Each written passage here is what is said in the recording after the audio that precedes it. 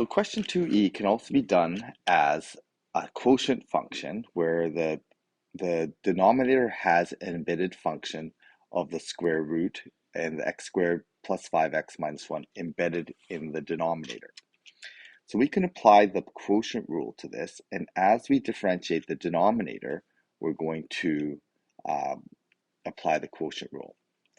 So when I differentiate the numerator, I get 1 times the derivative, we keep the denominator the same, so x squared plus 5x minus 1 minus the numerator times the derivative of the denominator, and this is where we're going to apply chain rule. It's going to be 1 over 2 square root x squared minus 5x minus 1 times, applying the chain rule, 2x minus 5.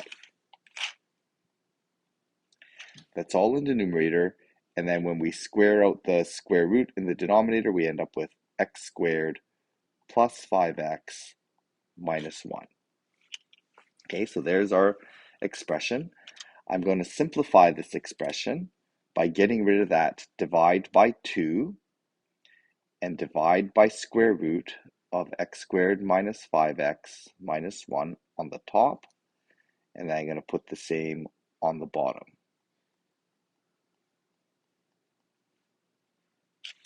Okay, so multiplying that through, I'm going to do it down here.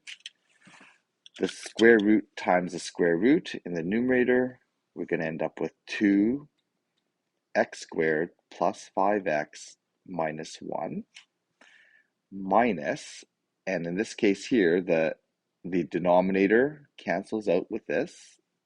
So we're going to end up with 2x squared plus 5x. Okay, so there's our expression. Just making sure that this should have been plus here, sorry. And so that's going to be a minus 5x here.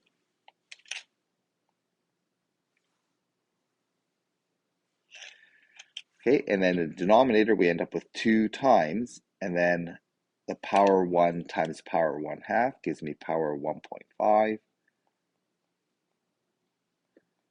So I'm going to write this as power 3 over 2. And then once we combine like terms, we're going to end up with 2x squared. Sorry, this should have been 2x squared here. So the 2x squareds cancel out, so we end up with 10x minus 5x, which is 5x, minus 2, and in the denominator we end up with 2x squared plus 5x minus 1 to the power 3 over 2. So this is an alternate solution where we can apply the chain rule when we differentiate the denominator.